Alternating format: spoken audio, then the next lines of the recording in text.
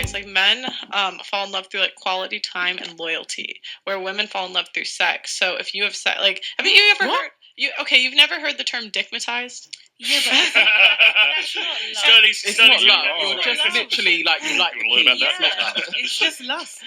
Just like how men have lust. It's exactly the same thing. I would argue that's how women feel love. Is like when they're like, okay, I'll give you a story. Mm-hmm. Okay, so there was a girl I went to college with, and you would never know. This is like the girl next door. Okay, she dated a guy freshman year of college. They dated for like a month. Okay, they broke up. He dumped her, whatever. Like, he was the player, right? She gets with a guy her senior year. This man buys her a house. She's like, gives her everything she ever wants, a ring, whatever, down the line. I went to a party with this girl, okay? And at that party, I saw her walk out of the bathroom after she'd been in there for like 20, 30 minutes, because we were like waiting to go, with the guy from freshman year. Who does she love? The guy from who does she love? So, we'd have to ask her. But who is she going to settle with? She was still sleeping with the guy from freshman year. Yeah, for years. Yeah, that's what I'm saying. Like, oh, and the crazy thing. That's not love. So, because the sex was okay. Hold up, now we off to it. Hold on, because it's clear, it's evident that she was in love with the guy from freshman year. It doesn't matter if the guy paid, the new guy paid her bills and supported her and was the nicest, kindest guy. She still was in love with the guy from freshman year. And this is something that I've said before, and I have to say it again. There's a lot of men who are in relationships with women who emotionally and mentally belong to another man. Okay? Let me just clarify.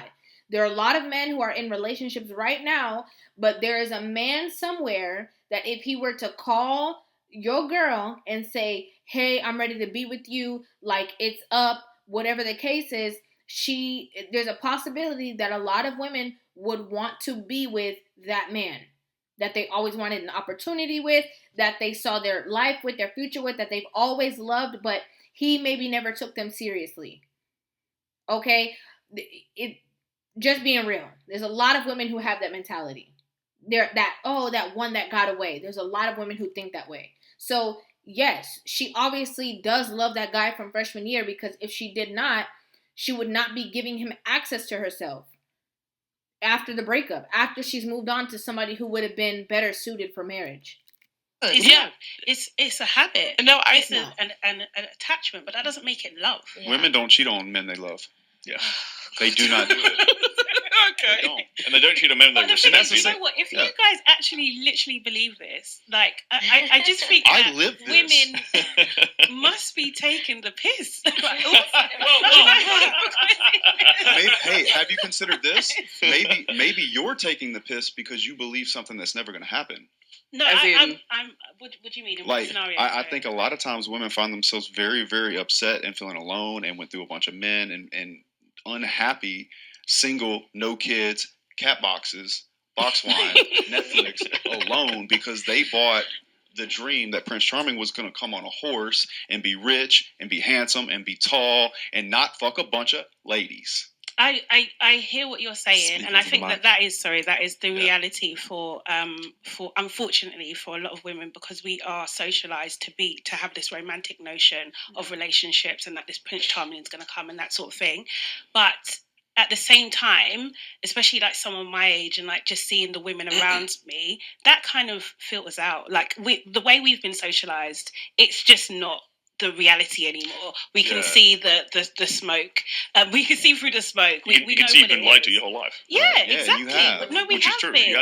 And that's the thing. And I think that a lot of women are waking up to this fact that actually this is a myth. This is nonsense. Like, that's never going to happen. So what you're saying to me... But I think a lot of women wake up to that fact after they have that mentality that the man in the blue suit has, and after they've already made all of these decisions and never got the outcome that they thought that they were possibly going to get.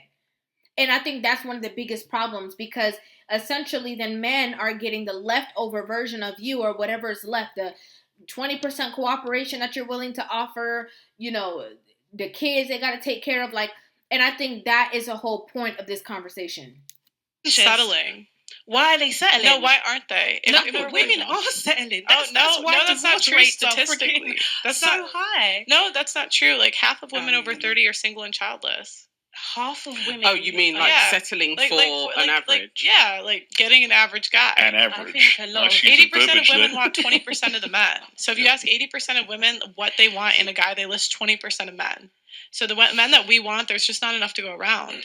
Yeah, they do. Sorry. So we always settle all the time. So we always talk about like never settle, but we just end up alone.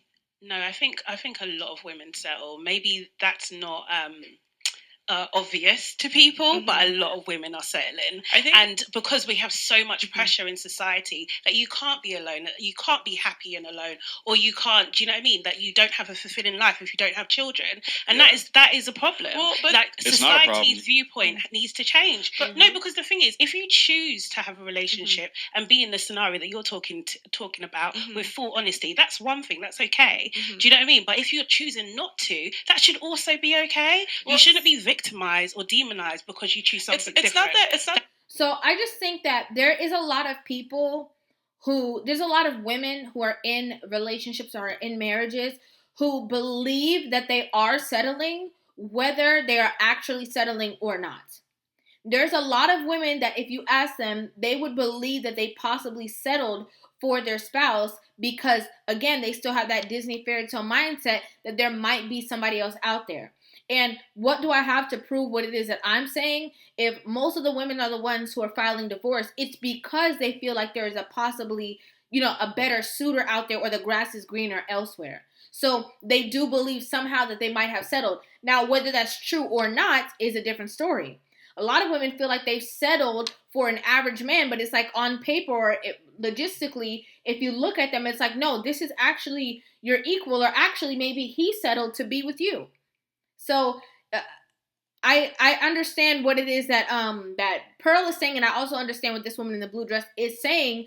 But if we want to talk about it, like a lot of women think that they've settled, but a lot of men have definitely settled when it comes to relationships and marriages, and they're not the ones filing first. It's not that you're demonized, though. Like I think it is. But because I see propaganda all the time talking about how like women over 40 are super happy. Like I see this all the time. Like, oh, it's okay to be alone, never settle, da da da. Like I see the opposite propaganda, honestly. And on top of that, like women 45 single and childless are the least happy demographic. I just don't know how you prove that. No, because they survey people. Like who? They survey, and this is what I mean. Like I know like what you're saying, but it just seems so general, and it just seems like I just like pulling. We're biologically programmed to want children. Yeah, like, not everybody. You're right. Not everybody is, but the majority of us are. And typically, when I see a woman that doesn't want kids, like she somehow was hurt in the past, and that's why she doesn't. To what the woman was saying about a generalization, it is, statistics are based off of generalizations. Like they grab a couple of people and say, out of all these people, this is what we've got from this situation. Now, depending on who they ask, where they ask, all that information does matter. But overall, just because you see women who are higher in age, single, and they, talk about like rich auntie, and they live on their own, and they have no kids, and they have no man, and they seem happy, does not necessarily mean that they are genuinely happy. Some of them are just miserable, and they want to be in their own space because they're so stuck in their ways, and they don't realize that they're living in this bubble that they think is fun because they have a wall up and they don't want to let anybody in. Or they're selfish. I think every woman starts her life out wanting a family and kids. And then at some point, society gets in her head, or bad experiences get in her head, and that warps that. The woman that says she doesn't want kids is just as much of an outlier as the man that says he doesn't want to cheat. Bingo. Hold on. Mic drop. You're very funny. No, I'm right. He's very absolutely right. You have nothing to say to it. I'm right. You're wrong. I don't agree with the fact that. No, it doesn't feel good. It's a fact. It's not even a fact because I how it feels. It's a fact. It really isn't about how it feels. It's just like having a lived experience and having people around that have actually gone through this, and this is their experience, and them not being these mythical women that you think they are. Do you know what I mean? So 65. you're gonna like you're 65, and you're gonna live another 20, 30 years. Like let's say you lived to 90, you're gonna be happy, no family, nothing, just by yourself with a career. So you will say no family, as in no kids of your own. Yeah, no kids, no husband. Okay, cool. Deathbed but that by doesn't yourself. mean you don't have friends. It doesn't mean that you don't have family around. Godchildren, nieces, nephews. Do you know what I mean? So there are other ways to find happiness. But then you would be relying on the family structure that another person put work in to create. You know, like you're saying, nieces and nephews, that maybe your sister or brother, they created a family, and so you're relying on all the work that somebody else put in to come back and serve you. And so this is the whole point, like, that women always feel like they can rely on or, lean to somebody else. And when it comes to men, it's like, is it the same way? No, they don't have that mentality. They know that they have to create their own in hopes that, they're going to be able to be taken care of at a certain age.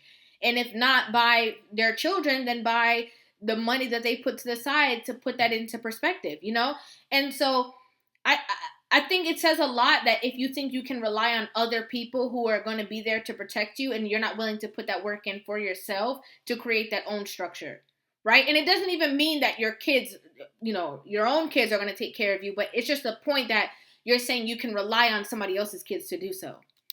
And I think that is okay. And I just don't like the fact that, it's pushed that it's not okay. And then for women to be pushed into relationships that they're not happy in and they're not going to be fulfilled in. And do you know what I mean? I just think it just needs to be equal and level. But I don't, what I'm not saying is it's not okay. I think people can, if you want to do that, if people want to do that, do it. But what I think is dishonest is lying to women and telling them you're going to be happy without a husband and without a family at 65. Because if we take sample sizes, we survey women that are single, childless at 65 in different cities across the country, it comes with the same result. They're the least happy.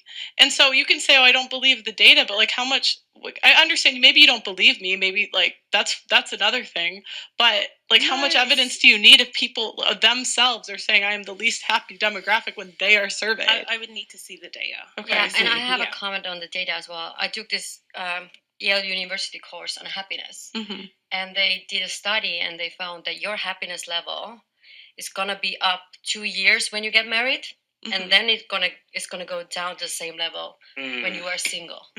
Well, honeymoon period, isn't it? Really? Yeah. Right. Right. So. Which is also biological. Yes. Yeah. To make sure the kid makes it. Yes. Bingo. Oh, interesting. Yeah. I didn't know that. Yeah. Who's gonna keep the pregnant woman alive and make sure the baby gets through infancy? Yeah. Yeah. It's about 18 months. And that's why they say also if you're dating a girl and then you don't have kids. So why a lot of relationships sort of split after about 2 years, 2-3 years, is because if you haven't produced a child, then sort of biologically, internally, the woman and the man probably are like, well, what's the point? Yeah, exactly. Yep. Exactly. Right. I don't know if I understand where he's coming from, but I don't know if I agree with that. Just based on the fact that I see that the most relationships break up after people have children.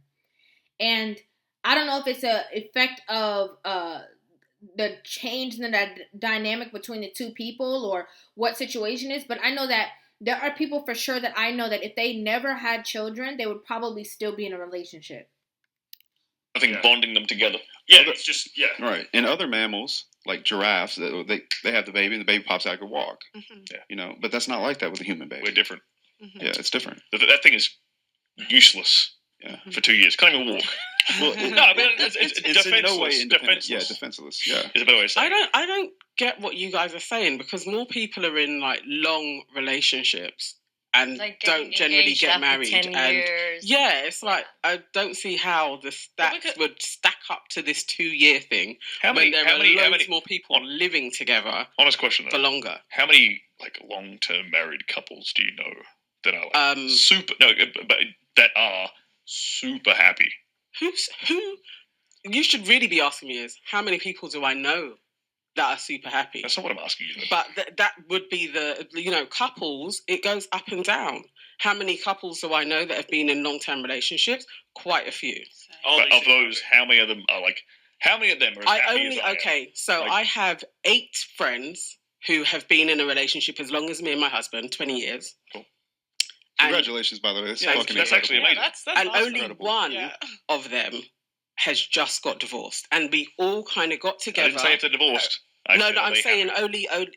But all of us are as happy as the next human next door. It's like you go up and down. No, but we're happy. Sterling Cooper, the happiest man. But we're happy in our unions, or we would get divorced. No, and that's great. And that's the thing. And so there's quite a few. If you're in that vortex, if you're not, you're going to see the opposite. I think happiness is relative.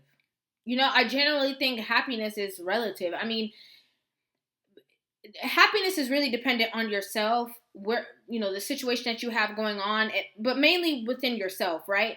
And so I think if we sell the dream that like you have to be happily married all the time, that's not realistic, because you go through things, right? I knew somebody who said she was, they were mad at each other or upset for about 2-3 years, right? They weren't the happiest in their relationship, but they stuck through because of the duty of the marriage. And I think expecting it to be this la la land fantasy, happy all the time, like butterflies and rainbows all the time, is just not realistic. And that's the reason why so many people file for divorce, because they want to be like what this man is saying, like, oh no, I want to be happily married and it's been 2 months and I'm not happy, so maybe I need to marry somebody else. So I think that we have to get away from the fantasy aspect of the, marriage portion. Not to say that you'll never be happy in your marriage, but it's not only that. Happiness alone is, I mean, there's a lot of things that have to go into it. I think that people will immediatally divorce if they're unhappy in a relationship. Well, I think it would be stupid. If somebody came to me and was like, I'm really unhappy in my marriage, I want to get a divorce, I'd be like, no. That's not the step you take. Clever. There are loads of things that you work on, because happiness goes up and down. It's a scale. It's just lots of things will make you happy. What you really want is contentment, and you want to be secure, and you want to have a super objective for your life. And if the person works with that and you can fulfill that, that's where you want to be, because happiness is fleeting. The best. I don't know if fulfillment is the right word that the gentleman used, just because sometimes, like, that comes from you. That genuinely comes from you. And if you're looking for someone else to fulfill you, or somebody else to make you whole, someone else to make you happy, it's going to be hard for that other person to be able to do any of those things. Objective is children, kids. Like, they can't be the only thing, because obviously they're autonomous and they grow up and they'll leave you. Well, that is the best example of a super. Yeah, well, it's at least 18 years. It's one of them. It's one to have. It's one to have to keep you bonded to. Yeah, but then your super objective doesn't necessarily have to be having the child. It should really be more of the type of human that you actually want to co-create and actually build to be significant and productive in society. That's the same thing. And that would be your super objective. It's not to just have the baby, because you could have the child and they're bloody hard work. Make the child a killer. Make the child amazing. I agree with that. That's it. Totally and that can be your objective for 20 years. I know that's my, and then maybe objective. You can change again, because we live so long now. And then you can be like, we've done what we set out to do for our 25 years, and maybe me and you can just be brethren and we can move on again. Or we redirect that energy again. That's it. If it works. To our kids. Yeah. And that's called. And then we can be effective grandparents, and you keep on going that way. And that's called legacy too. We were talking about women that I agree with what they're saying the same exact thing. But yeah, I mean, you go there and you have your own children. I think it's just about attaching yourselves to a purpose. And then once you fulfill that purpose, you create a new purpose and you attach yourself to it. And I think it's just, amplifying the fact that you are connected to a duty that's bigger than you. That's going to be able to keep you guys weathering the storms and going through, because it's not just about the two of you. It's about a greater purpose. And I genuinely believe that marriages that are connected to a greater purpose last the test of time. Single and childless over a certain age. The other issue with that is that there's a large proportion of women that will be on the streets because they don't have the 2.5 million that they need to retire. 2.5 million. Yeah, you need 2.5 million to retire. In the UK? Oh, I'm sorry. This is a US stat. I forget about that. I forget that the structure is different here. I mean, we have pension. Where is this the idea is that, in the US, the idea is that a lot of the government handouts are going to run out because it's just not sustainable long term. We kind of have that here too. Yeah, so when the day that comes when they actually have to stop giving government handouts, there's a lot of women that are going to be on the streets because we own 80% of consumer debt. Yeah. Goddamn. Yeah. So. Yeah, including college debt. Yeah, and college debt is the biggest. I mean, that's a U.S. issue here. I think the school is free, but you still have that, but you don't pay it. You don't pay it back unless you reach a certain level of income. Yeah, you don't have to. Yeah. Okay, that's actually. And it cuts out as 65 or something does like it? that. Yeah, it does. It's a 30-year debt. Right. That's amazing. That's really amazing. Right. Okay. Yeah, I don't know all the just play laws. devil's advocate on that point a little bit though. Should somebody therefore say, oh well, in case I end up on the street and I haven't got 2.5 million when I'm 65, I should therefore shack out with the dude?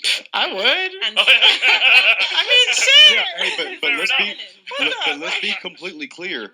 Everybody in this room would. Every one of you ladies would, because you'd have no choice. Yeah. And that's the way it was before all this bullshit I was just about to say, so we'd just go back to the 50s where you're literally, 1800s. It wasn't that long ago when you needed to be married to just have a bank account. So you'd be in your old age and you'd be like, okay, I'm going to shack up with Winston down the road. And so then I can survive. Winston's great. Is he a little ramen noodles and Netflix and might have sex? Counterproductive to the whole woman being an independent woman, and so that's why she hasn't set her sights out to be married. Would she not have been stacking her peas so she would be okay at 65? Probably better than other people in marriage. No. Like the average income of I don't know what it is here, but I know it's similar. So in the U.S., the average income of a woman is around $35,000. So she doesn't have enough money to stack her peas and be the independent woman. If you look at the numbers, like what percent of women are making six figures, it's not a very high amount. Yeah. It's less than 10. I would like to see it in relation to single women who are over 40 and how much money they are earning. Mm-hmm. But in that 25 years, that how many of them would be the ones that would be homeless? Well, I would say that it's probably not going to be that high. There may be some. Mm-hmm. I mean, whatever happens. But again, people aren't familyless. Like, they do have relatives. They do have siblings. Mm-hmm. There are other people that are in their family. Mm-hmm. I don't think there would be that many people. But then again, as I said before, you're relying on other people who took the time out to create that structure to hopefully save you. But what if they choose not to? Like, what if your nieces, nephews, whoever can't support you and support their parents at the same time? Like, so you're forcing someone else to do it, but what if other people can't do it or won't or choose not to? Then what? But the thing is, like, women are the biggest growing homeless population.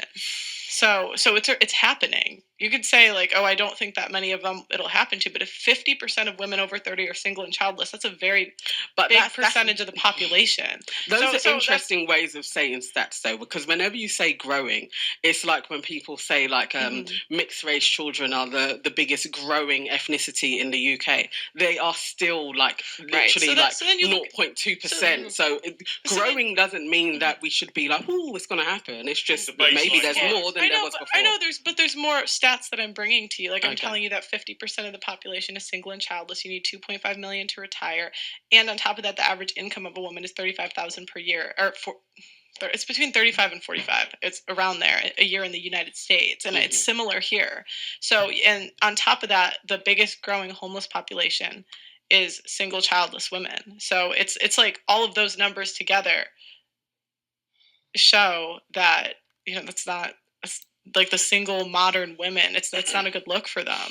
But a lot of these women won't be able to retire, is the truth. Like, a lot of them, because they can't afford it, they'll be working until forever because it wouldn't be a part of their lifestyle. And, for some women, they don't mind working. They want to work. But for some women, they won't have a choice. And, I mean, it's hard. Okay, inflation is extremely high. Like, everything is more expensive. You go to the grocery store to buy something that was maybe $2, it's now $5, right? So I think that it's just sad that women only think that they need men when they have no other choice. Not when they have a choice, they choose men. And it's just crazy to me. I don't even want to say, look, it's not good outcomes. Or the outcomes that were there before, when you were settling for a man and getting beaten up and were thoroughly unhappy and having loads of kids, and you did. Why, oh why, in the bright blue sky did this woman, this black woman, come out and say, or y'all could have been getting beat like y'all did? Why do we villainize our men? Why? Why is that what comes to mind? It's so disheartening. And this is why people spread the same propaganda that, like, oh, men are so violent and they're scary creatures, and, you know, I'd rather be alone than getting beat. And it's like, but by who? And it's like, by who? Because a lot of women who even say these things don't have that own personal experience, and they're just talking off of hearsay and saying all men are the same way. I don't get it. And women who have actually experienced these things don't have this, like, I won't say all, but a good portion of women who experience these things still believe that there's men out there, obviously, who aren't doing this, because you realize it's not a generalization of all men. It's just what you dealt with, the person you were with, the drama that you endured, the toxicity that you were a part of. Like, I just hate that she even said, I couldn't believe she just said that. Any choices to do that. So I'm just saying that we're doing sweeping statements, so I'm offering another counter to that. No, I know, but maybe like, what evidence this is do you the have shift of reality. But what evidence do you have that women were being beat? Like, do you think the majority of men were beating up women in the 1950s? No, that wasn't the majority, but there was a large amount, and you also didn't have the means, the capacity, or the societal support. And this just shows that, like, it's so embedded into the mentality of a lot of women, most importantly, women of color, that, you know, they still on that same mentality of like, oh, you better have money to get out and get on your own, because, you know, you don't want no man that's completely controlling you. You don't want no man that's going to, you know, beat you or hurt you. And it's crazy because it keeps women at bay and running away from these situations. And ironically, she's married 20 years. But the words that are coming out of her mouth are, in a way, you know, convincing women who are not married to not get married. And that's a sucky part of, like, these conversations, because I know we say, like, single women keep other women single, but sometimes married women do too. Just being realistic. And I understand what she's saying, but you're making it seem like all the women who relied on their husbands had no choice and were miserable within their lives, and that is not true. It's just not true. But let me know what you guys think about this in the comment section down below. I really want to hear you guys' opinions on this conversation. Make sure you guys hit that subscribe button, give this video a thumbs up, and I'll see you in the next one. Love you.